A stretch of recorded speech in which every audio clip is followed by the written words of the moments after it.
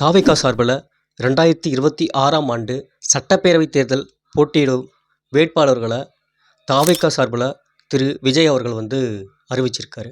அந்த வேட்பாளர்களில் 90% ஆஃப் வேட்பாளர்கள் மாற்று கட்சியிலிருந்து தற்சமயமாக இணைஞ்சவங்களும் யூடியூபர்ஸும் அப்படின்னு சொல்லிட்டு ஒரு வேட்பாளர் பட்டியலாக தான் இருக்குது. இந்த 234 தொகுதிகளிலுமே பெருவாரியான வேட்பாளர்கள் தாவேகா கட்சியில் புதிதாக இணைந்தவர்களாகத்தான் இருக்காங்க.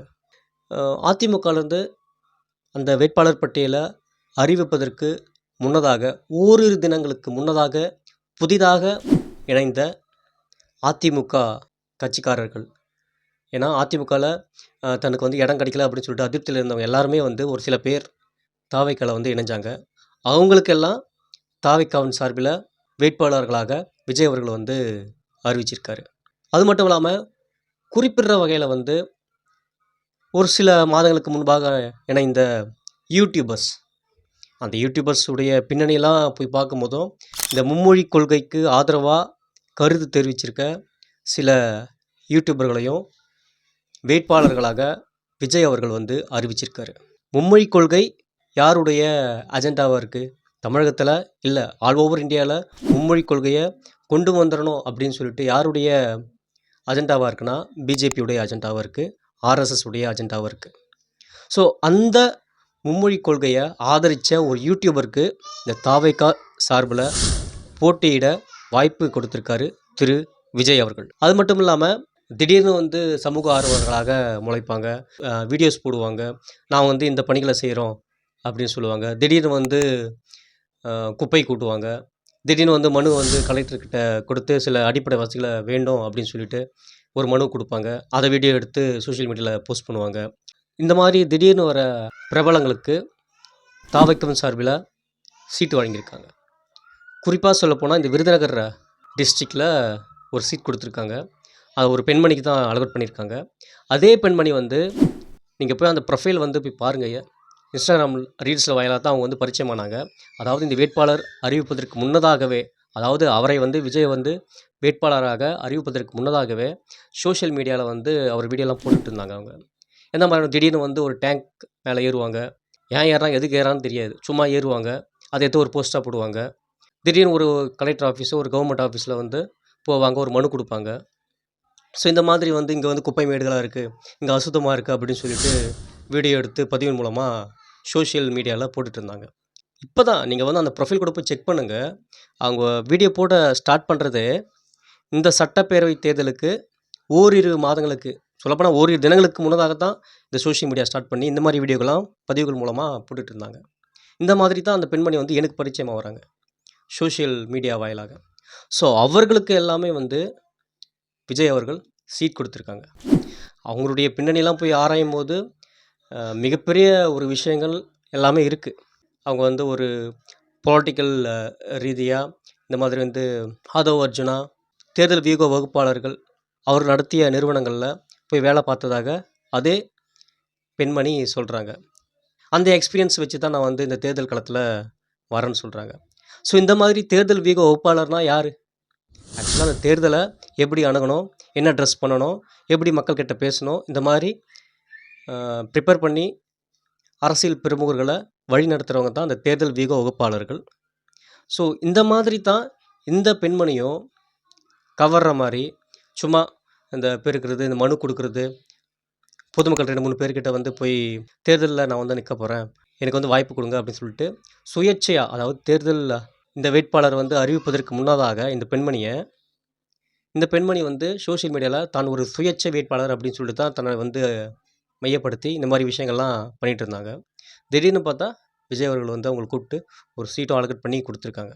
மேபி இந்த பெண்மணி ஆதவ் அர்ஜுனாவுடைய ஒரு தொடர்புலையோ இல்லை அவர் சொல்லியோ இந்த பெண்மணிக்கு வாய்ப்பு வழங்கப்பட்டதா? ஏன்னா ஆதவ் அர்ஜுனாவும் தேர்தல் வியூக வகுப்பாளராக பல்வேறு கட்சிகளுக்கு, ஈவன் திமுக கூட வேலை பார்த்தவர் தான் இந்த ஆதவ் அர்ஜுனா அவர்கள். ஸோ மேபி இந்த பெண்மணி ஆதவ் அர்ஜுனாவுடைய வழிகாட்டுதலின்படி வாய்ப்பு அளிச்சிருப்பாங்களா? ஏன்னா எவ்வளோ பேர் விஜய் மக்கள் இயக்கத்தில் பயணிச்சுட்டு இருந்த நிறைய பேர் பர்சனலாகவே எனக்கு தெரியும்.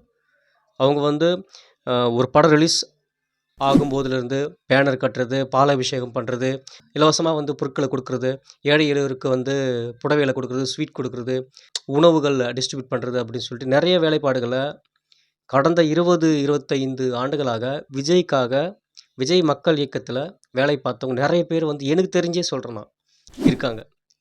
அவர்களுக்கு எல்லாமே வாய்ப்புகள் மறுக்கப்பட்டு புதிதாக இணைந்தவர்களுக்கு வாய்ப்பை திரு விஜய் அவர்கள் வழங்கியிருக்காரு. எதன் அடிப்படையில் இவங்க வந்து கண்டஸ்டண்ட்டை வந்து தேர்வு செஞ்சாங்க அப்படின்னு தெரியல.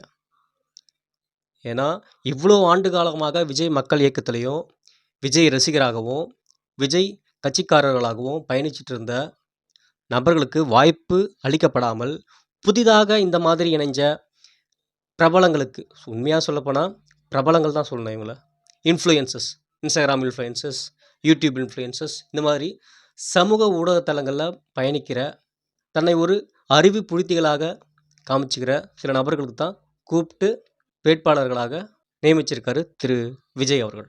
நான் வந்து பொன்னேரி தொகுதியை சார்ந்தவன் தான். இவன் வந்து சென்னைக்கு அருகாமையில் இருந்தாலுமே நான் இருக்கிறது வந்து பொன்னேரி தொகுதி தான். அந்த பொன்னேரி தொகுதியில் ஏன்னா நம்ம பார்க்குறோம் இல்லையா கள நிலவரம் அப்படின்னு சொல்லிட்டு, ஏன்னா ஒரு நபர் வந்து மிகப்பெரிய அளவில் வந்து சமூக பணிகளை மேற்கொண்டுட்டு இருந்தார். அந்த கட்சி சார்பில் பல்வேறு நலத்திட்ட உதவிகளை செஞ்சிட்டு இருந்தார். அது மட்டும் இல்லாமல் பல்வேறு அரசு அதிகாரிகளையும் அரசு அலுவலகங்களையும் நாடி சென்று பொதுமக்களுக்கு சில பல அடிப்படை தேவைகள் வேண்டும் அப்படின்னு சொல்லிட்டு கோரிக்கை மனுக்களாக பொதுமக்களை கூட்டிக் கொண்டு நிறைய வேலைப்பாடுகள்லாம் கள வேலைகள்லாம் பண்ணியிருக்காரு ஒரு நபர். அந்த நபருக்கெல்லாம் வாய்ப்பு இல்லை. ஏன்னா நான் கண்கூடாவே எக்ஸ்பீரியன்ஸ் பண்ணுறேன்.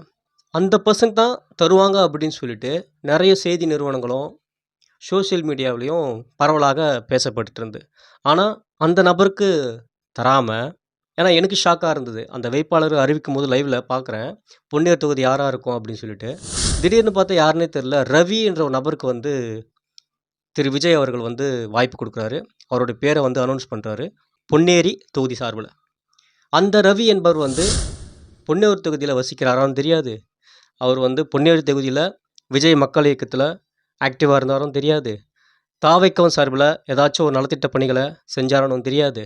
ஸோ இந்த மாதிரி அறிமுகப்படாத நபர்களை, பரிச்சயமல்லாத நபர்களை திரு விஜய் அவர்கள் வேட்பாளராக நிறுத்தியிருக்காரு.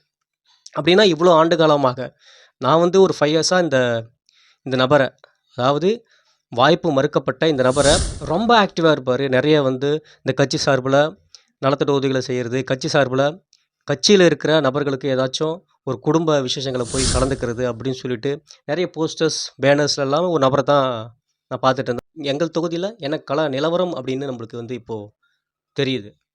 கண்டிப்பாக இவ்வளவு ஆண்டு காலமாக உழைச்சவங்களுக்கு, ஃபீல்டு ஒர்க் பண்ணவங்களுக்கு வாய்ப்பு மறுக்கப்பட்டிருக்கு அப்படின்றத நான் இங்கே எக்ஸ்பீரியன்ஸ் பண்ணிகிட்ருக்கேன். ஸோ அப்படின்னா மற்ற தொகுதிகளில் என்னெல்லாம் நடந்திருக்கும் அப்படின்றத வந்து என்னால் குறைஞ்சபட்சமாக யூகிக்க முடியுது. பெருவாரியாக பணம் வந்து கைமாறப்பட்டுருக்கு. பெருவாரியாக கோடியாக கொடுத்தா மட்டும்தான் கட்சிக்காரர்களுக்கு வாய்ப்பு தரும் அப்படின்னு சொல்லிட்டு 2ஆம் கட்ட தலைவர்கள், ஏன்னா நேரடியாக வந்து 234 தொகுதியில் உள்ள வேட்பாளர்களை நேரடியாக விஜய் வந்து நியமிச்சிருப்பாரா அப்படின்னா கண்டிப்பாக கிடையாது. 2ஆம் கட்ட தலைவர்கள் தான் டிசைடிங் ஃபேக்டராக கண்டிப்பாக இருந்திருப்பாங்க. அந்த 2ஆம் கட்ட தலைவர்கள் தான் இந்த மாதிரியான நபர்களை தேர்வு செஞ்சு வேட்பாளர்களாக விஜய் அவர்களுக்கு ரெக்கமெண்ட் பண்ணியிருக்காங்க. சில நபர்கள்லாம் பார்க்குறேன், யாரோ மிஸ்ரா அப்படின்னு சொல்லிட்டு அவருடைய வீடியோலாம் ஸ்ப்ரெட் ஆகிருக்கு, நீங்களும் பார்த்துருப்பீங்க. அவர் நேரடியாகவே பகிரங்கமாகவே நான் ஒரு ஜாதி வெறியன் அப்படின்னு சோஷியல் மீடியாவில் பரவலாக அவரே பேசிய வீடியோலாம் பரவிட்டுருக்கு. அந்த நபர்கள்லாம் கூப்பிட்டு வேட்பாளராக வாய்ப்பு கொடுத்துருக்காரு. அப்படின்னா நான் ஒரு மாற்று சக்தி, மாற்று அரசியல், நான் ஒரு மாற்று சக்தியாக வரப்போகிறேன், இந்த தமிழகத்தை ஆளப்போகிறேன் அப்படின்னு சொன்னதெல்லாம் என்னாச்சுன்னு தெரியல. ஏன்னா திமுகலாம் சொல்லிகிட்டு இருக்கு விஜய் அவர்கள் பிஜேபியுடைய பி டீமு, அதிமுகவுடைய ஏ டீமு அப்படிலாம் சொல்லிட்டு இருக்கு. உண்மையிலே இவருடைய நிறுத்தியிருக்கிற கண்டென்ட்ஸ்லாம் பார்த்தீங்கன்னா அதிமுக அதிருப்தி வேட்பாளர்களும், பிஜேபி, ஆர்எஸ்எஸ் தொடர்புடைய வேட்பாளர்களும், ஜாதியத்தை தூக்கி பிடிக்கிற வேட்பாளர்களுமாகத்தான் இந்த தாவேகாவில் விஜய் அவர்கள் அறிவித்த தேர்தல் வேட்பாளர் பட்டியலில் இருக்கு.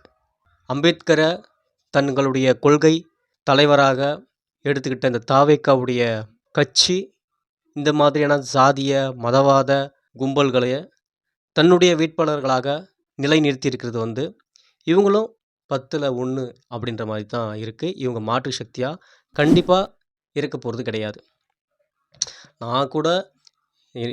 நான் பகிரங்கமாக சொல்கிறேன். நான் கூட என்ன சொன்னேன், ஓகே விஜய் அவர்கள் வராரு, ஒரு வாய்ப்பு கொடுப்போம், அந்த ஒரு மனநிலைமை தான் நான் இருந்தேன். சரிங்களா? ஆனால் இப்போ இந்த வேட்பாளர் பட்டியெல்லாம் நம்ம பார்க்கும்போது தான் கண்டிப்பாக அந்த மனநிலை நான் வந்து இப்போது இருக்கேனா அப்படின்னா என்னால் சொல்ல முடியல. ஃபஸ்ட்டு செங்கோட்டையன் தொடங்கி அதுக்கப்புறம் அதிமுக பெரும்பாலும் நிறைய பேர் வந்து தாவேகா கட்சியில் இணைஞ்சிருக்காங்க. பிஜேபி சார்ந்த நபர்கள் வந்து தாவேகா கட்சியில் இணைஞ்சிருக்காங்க, ஓகே பரவாயில்ல. ஆனால் அவர்களை வந்து வேட்பாளர்களாக நிறுத்தியிருக்காரு திரு விஜய் அவர்கள். இதுதான் தாவேகாவை ஒரு நடுநிலையாளர்களாக பார்க்கக்கூடிய நபர்களுக்கு வந்து தாவேகா ஒரு மாற்று சக்தியாக இருக்கப் போவது இல்லை அப்படின்றது வந்து ஊர்ஜிதமாக தெரியுது. ஏன்னா நிறைய வேட்பாளர்கள் மீது பாலியல் வழக்கெல்லாம் பதியப்பட்டிருக்கு. நிறைய வேட்பாளர்கள் வந்து புதிதாக இணைஞ்சவங்க சோஷியல் மீடியாவில் ரீல்ஸ் மூலயமாக, ஷார்ட்ஸ் மூலயமாக தங்களை வந்து திடீர்னு சமூக ஆர்வலர்களாக காட்டிக்கிட்டவங்க தான் நிறைய பேர் வந்து இவர் வந்து வாய்ப்பு கொடுத்துருக்காரு. இவ்வளவு ஆண்டு காலமாக பயணித்த நபர்களுக்கு பெருவாரியாக வாய்ப்புகள் மறுக்கப்பட்டிருக்கு. அதுதான்